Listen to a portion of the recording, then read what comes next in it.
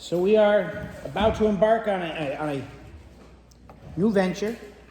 We have finished last week, so you finished up the fruit of the Spirit, and I was talking about how the church needed to be more disciplined and talked about the discipline of Daniel, and you know what?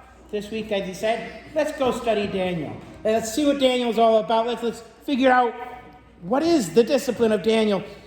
And so we're going to look at Daniel throughout the next several weeks.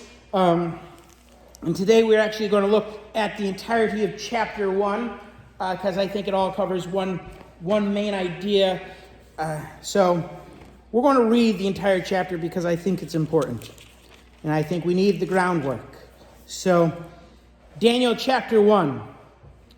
In the 3rd year of the reign of Jehoiakim, king of Judah, Nebuchadnezzar, king of Babylon, came to Jerusalem and besieged it.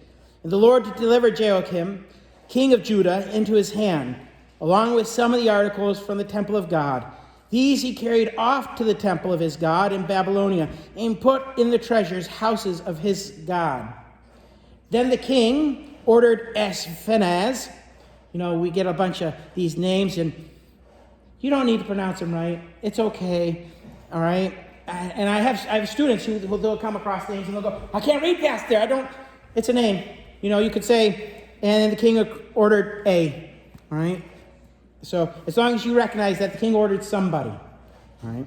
So Ashpenaz, chief of the court official, to bring in some of the Israelites from the royal family and the nobility, young men without any physical defect, handsome, showing aptitude for every kind of learning, well-informed, quick to understand, and qualified to serve in the king's palace. He was to teach them the language and literature of the Babylonians. The king assigned them a daily amount of food and wine from the king's table. They were to be trained from 3 years, and after that they were to enter the king's service. Among these were some from Judah: Daniel, Hananiah, Mishael, and Azariah. The chief official gave them new names. To Daniel the name Belteshazzar, to Hananiah Shadrach, to Mishael Meshach, and to Azariah Abednego. But Daniel resolved not to defile himself with the royal food and wine, and he asked the chief official for permission not to defile himself this way. Now God had caused the official to show favor and sympathy to Daniel, but the official told Daniel, I am afraid of my lord the king, who has assigned your food and drink. Why should he see you looking worse than the other young men your age? The king would then have my head because of you. Daniel then said to the guard whom the chief official had appointed over Daniel, Hananiah, Mishael, and Azariah, please test your servants for 10 days. Give us nothing but vegetables to eat and water to drink. Then compare our appearance with that of the young men who eat the royal food, and treat your servants in accordance with what you see. So he agreed to this and tested them for 10 days. At the end of the 10 days, they looked healthier and better nourished than any of the young men who ate the royal food. So the guard took away their choice food and the wine they were to drink, and gave them vegetables instead. To these 4 young men, God gave knowledge and understanding of all kinds of literature and learning, and Daniel could understand visions and dreams of all kinds. At the end of the time set by the king to bring them in, the chief official presented them to Nebuchadnezzar. The king talked with them, and he found none equal to Daniel, Hananiah, Mishael, and Azariah. So they entered the king's service. In every matter of wisdom and understanding about which the king questioned them, he found them 10 times better than all the magicians and enchanters in his whole kingdom. And Daniel remained there until the 1st year of King Cyrus. All right, so yeah, that's an awful lot. But it really boils down to a couple of things. It really boils down to one thing, and that is that God needs to be our vision. Right? God needs to be our focus, our center. He needs to be our priority. Right? And so we start out chapter 1 with the statement that Nebuchadnezzar comes in and he kind of attacks Jerusalem and defeats the king. Well, this was not I don't know how to say it. It wasn't an unprovoked thing. It was something that God kind of stirred into Nebuchadnezzar because the people of Judah at the time, Judah and Israel had already split, right? The people of Judah at the time had been turning away from God. Right? God had no longer been their priority. He had no longer been their vision. He had no longer been their love. Right? And if you look up Jehoiakim in the book of Chronicles and the book of Kings and stuff, we find that it says, and he did evil in the sight of the Lord. Right? And if you want to look back even further, his father did evil in the sight of the Lord. And the next king that proceeds after him does evil in the sight of the Lord. You see, God sent Babylon into Israel, or into Judah in this case, to take them captive because they weren't focused on God. And the reality is that when we lose focus on God, God does things to get our focus back. He does things to say, hey, no, I am supposed to be the priority in your life. And so we see that the nation in general had turned its back on God. I would argue that our nation has been turning its back on God for quite a while now. And we are seeing the results of that. We are seeing the pain and the suffering that comes from that. And I'm not sure that the nation has recognized that that's what we're facing, but that is what we're facing. But there's some hope in this chapter too, I think. Right? There's some hope because as we look, he takes some of the young men from Judah, from the noble families, and we find that there are still a remnant that have God as their focus. Right? There is still a group of people who love God. And I should point out that oftentimes we look at these books and we see them and they almost seem isolated. But Daniel has some contemporaries. He is a contemporary with the prophet Jeremiah. Right? In fact, this time frame, Jeremiah chapter 46, talks about the fourth year of Jehoiakim and King Nebuchadnezzar fighting against Egypt. So he goes all the way through Judah, through Israel, to fight against Egypt as well. But we see that it's not just one individual, and sometimes I think we can feel that way. Right? That we can look out and go, well, we're the last church left, you know? Sometimes I feel that way, at least. I don't know about you guys, but it feels like we're alone. But we're not. We're not alone. There are still people out there who have God as their focus, who are still founded in the truth of the Word. And it's important to do so. And so we have a nation that has turned their back on God, a nation that has walked away from God, and then we have these four individuals. Daniel, let's read their Hebrew names. Daniel, Hananiah, Mishael, and Azariah. Right? It's funny, we all remember Daniel's name, but the other three, we go Rakshak and Benny, right? Shadrach, Meshach, and Abednego. We remember their Babylonian names. I think partially because when we get to the fiery furnace story, they only use their other names, their Babylonian names. But we have these four individuals. And they're being brought up. They're being trained. They're being taught in the ways of Babylon. It's one of those things right now in many churches we have pastors from the pulpit preaching that the only proper thing to do with your kids is to homeschool them. Well, I'm going to go with the Daniel, Hananiah, Mishael, and Azariah.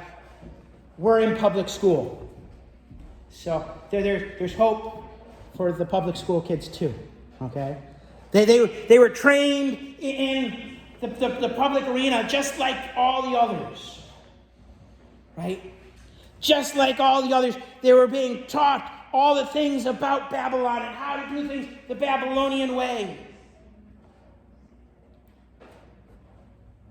But when it came down to it, their focus was somewhere else. When it came down to it, their focus was on God. They dared to be different. And I would argue that if our focus is on God, we're going to be different than the world around us. We have no choice but to be different, right? We have no choice but to be different if we're going to be focused on God. The book of Romans tells us that we should not be conformed to this world, but we need to be transformed by the renewing of our minds, that we may prove that perfect and acceptable will of God. Right? We aren't transformed by studying the same thing everybody else is studying, though. We can still study that stuff, but God still needs to be the focus. About a week ago, a little over a week ago, 2 weeks ago, I guess, we went to a place in Hot Springs, South Dakota. Whenever I say Hot Springs, I think of Colorado. Don't ask me why. All right, but Hot Springs, South Dakota. We went to a place called the Mammoth Site, and it was really neat. There were lots of mammoth bones there. It was kind of sad. Aaron and Sarah were both like, "It's so sad. They all died." Well, that's how you get bones. Yeah, you don't get bones from a living thing, but they were talking about it, and as we're going through, Daniel's going, "Yeah, they're saying it's millions of years ago, but really it was only a couple thousand." Right? He studied the same things, but his science book has an explanation for a young Earth theory. Right? Because God is the focus, and God kind of gave us this idea of this great flood, and he goes, "Look, the flood explains this," and because our science book kind of does that.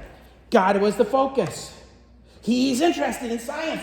And I know lots of people who are interested in science, and when God is their focus, they come up with different interpretations. They come up with different explanations when God is the focus. When God's not the focus, well, then we start looking like the world. When God is the focus in our lives, we start acting different. We start behaving different. I think of my marriage with my wife. One of the big differences between my marriage with my wife and my brother's marriage with his wife is God is the focus. Right? The difference between my relationship with my children and my brother's relationship with his children is God is the focus. Right? In the end, I don't care if my kid's happy. I'd like him to be happy, but that's not my end goal. My end goal is that he loves Jesus. Right? Because Jesus is the focus of that relationship. And it changes everything we do when God is the focus. And so the results that we get in the end are different. You see, Daniel and Hananiah and Mishael and Azariah, they didn't turn out like the rest. They somehow stood above the rest because God was their focus. Because their whole focus was on God. And you go, well, you're just reading that into that we're not necessarily supposed to be that different than the world. Well, let's look at some other passages then. 2 Corinthians 6, 14 through 18. I put that in the bulletin for you. "Do not be unequally yoked together with unbelievers. For what fellowship has righteousness with lawlessness? And what communion has light with darkness? And what accord has Christ with Belial? Or what part has a believer with an unbeliever? And what agreement has the temple of God with idols? For you are the temple of the living God, as God has said, I will dwell in them and walk among them. I will be their God, and they shall be my people. Therefore come out from among them and be separate, says the Lord. Do not touch what is unclean, and I will receive you. I will be a father to you, and you shall be my sons and daughters, says the Lord Almighty." It turns out that that's actually the passage I preached on a year ago, this Sunday. Right? We're called to be different. We're called to be separate, to be set out. We are to be God's people. Israel was supposed to be God's people, and they turned their back on God. And so Israel and Judah, they ended up splitting. Judah was God's people, and they got carried into Babylon because they said, you know what, we don't want to be different than the rest of the world. We want to be like the rest of the world. We don't want to stand out. And so God said, all right, then go to Babylon. Right? But there were a few that said, we'll be different. We'll stand out. So I want to give you that call to stand out, to be different, to be God's people, and allow that to be seen in the world. Peter says it this way: you are a chosen generation, a royal priesthood, a holy nation, his own special people, that you may proclaim the praises of him who called you out of darkness into his marvelous light, who once were not a people, but are now the people of God, who had not obtained mercy, but now have obtained mercy. Beloved, I beg you, as sojourners and pilgrims, abstain from fleshly lusts which war against the soul, having your conduct honorable among the Gentiles, that when they speak against you as evildoers, they may, by your good works which they observe, glorify God in the day of visitation. In other words, behave in such a way that even when they try to speak evil of you, they can't. Even the evil things they try to say end up going, oh, wait, no, that's a good thing. Oh, yeah, I see how that worked out for some amazing things.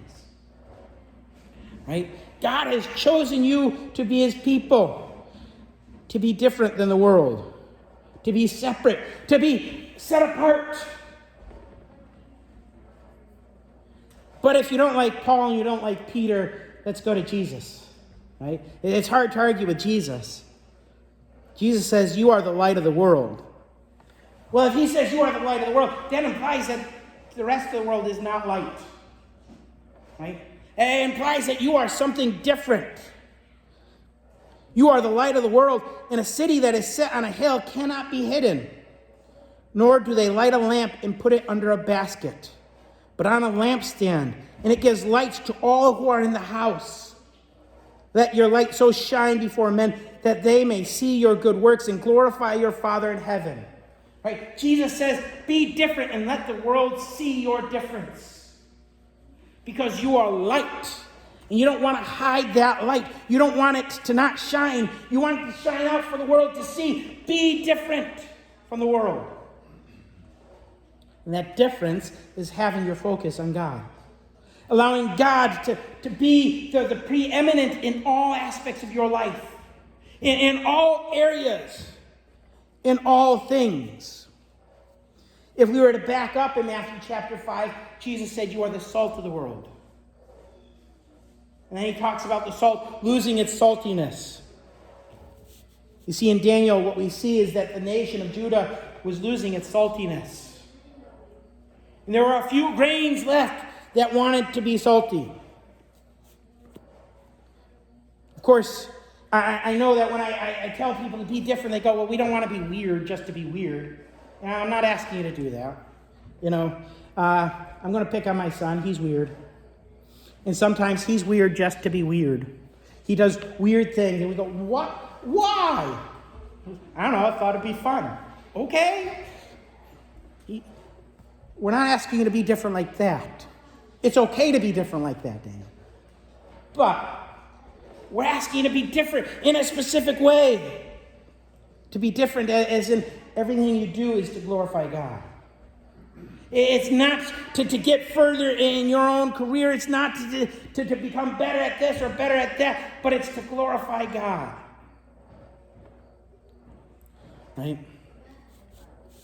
You go, well, wait, everybody I know who tries to be different by glorifying God, they seem self-righteous. Well, don't be self-righteous. Right? Obviously, they didn't make it. Be different. Do it the way Jesus did it. Do it the way Daniel did it. Do it the way Mishael and Azariah and Hananiah did it. Right? Well, how did they do it? Well, they chose not to defile themselves. They chose not to partake in the evil that was going on around them. And you go, well, where do you get that? Well, when they were offered the food from the king's table, they said, no, we're not going to defile ourselves with that. In fact, that's what Daniel said in verse 8 there. It said, but Daniel resolved not to defile himself with the royal food and wine. Now, I'm going to put my caveat here. This is not to say that drinking alcohol is evil, right? There are other passages that suggest that having a little bit of wine is actually healthy for you, okay? So, I have to put that caveat there because I have some friends who'll be like, look, see, he couldn't drink wine. Wine's evil. We're good. Well, you can't use this passage for that, right? This wine and this food, because if you're going to do that, you got to say meat's evil too, and I can't go there. I like bacon too much. I like chicken too much. Meat's not evil. God actually told Peter to take the meat and eat it, okay? But the food was glorifying the king, right? It wasn't glorifying God. It was actually set apart for the king as an idol. And they knew this. They saw this. They understood this. And because they knew that this was evil, Daniel said, no. We're not going to defile ourselves by taking in things that we know don't glorify God. Well, I was thinking about that, and in our culture today, we put out a lot of stuff that doesn't glorify God. A lot of stuff we know that is evil. And I wonder how much we consume it, not even thinking about it. You know, halfway through the year, this past year, Sarah and I said, you know what? We're not watching anything new with our kids. We're not watching any new show because they're just putting out garbage, and we don't want our kids to get defiled with that. Right? I have a filter. My kids don't have that filter yet. And so my students are like, Mr. Bush, have you seen this? No, I don't watch anything new. Well, why not, Mr. Bush? Because I don't want to be defiled by it. Right? And the reality is, probably go back 30 years and go, yeah, we probably shouldn't have been watching that either. You know, I remember Baywatch with David Hasselhoff. Probably shouldn't have watched that either. I don't know. You know. The reality is, though, that the world wants to see us defiled, and they want to give us stuff knowing, because they don't want us to be different. You see, when they see the light that we shine, when they feel the salt, it burns. It hurts, because it exposes filth, it exposes sin, it exposes the things that shouldn't be, that we all know shouldn't be. And so the world doesn't want us to be different. But when we are different, when we decide that we're not going to be defiled, when we decide that we are going to let God be our focus, when He is going to be the center of our everything, we excel, right? At the end of this, he found that Daniel and Mishael and Azariah and Hananiah, they were 10 times better than their contemporaries. They were 10 times better than everyone else. Why? Because God was their focus. They did it for the glory of God. So I want to argue, church, that the first discipline of Daniel that we need to be looking at is, where is our focus? What are we looking at? What is our purpose? And is it to glorify God? Or are we